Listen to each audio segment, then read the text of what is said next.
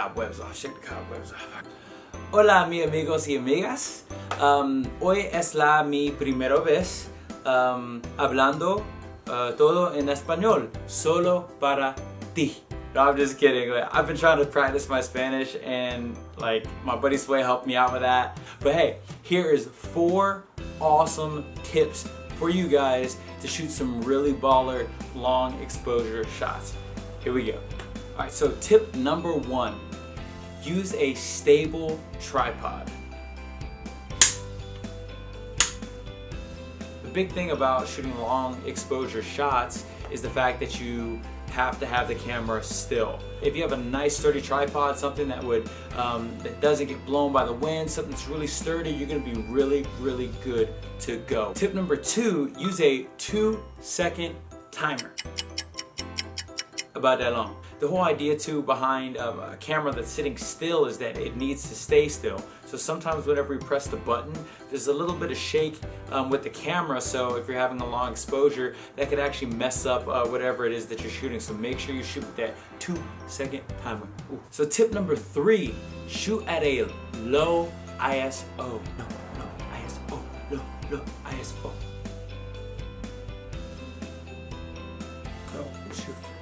The whole idea behind this is that in post-production, you can actually bring up your shadows. Whenever you're shooting at a high ISO and you try to raise up the shadows and everything like that, especially at nighttime, it gets really grainy, and grain is a good thing in a lot of cases. Yeah, for me, a lot of times the grain doesn't work to my favor. I'd like a nice and clean shot.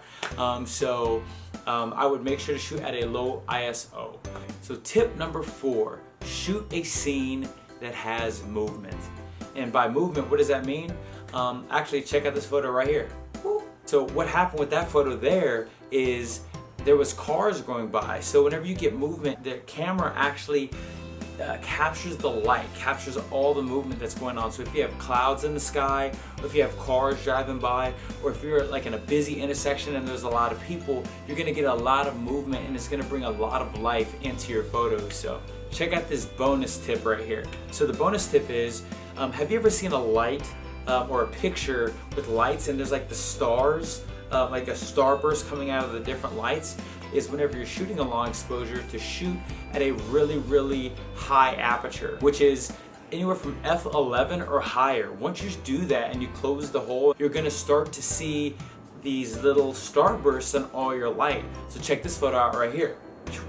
And by doing that and closing the aperture, you're gonna get those bursts, and you're gonna give a lot of character to your shots as well. So I really hope these tips find you well. And I'd like to know what other tips that you have for everybody else that could help them out with their long exposure shots. So please leave those in the comments below. Please subscribe. Thank you guys so much for tuning in. It's Mike Francis again, tuning out. I'll see you next time.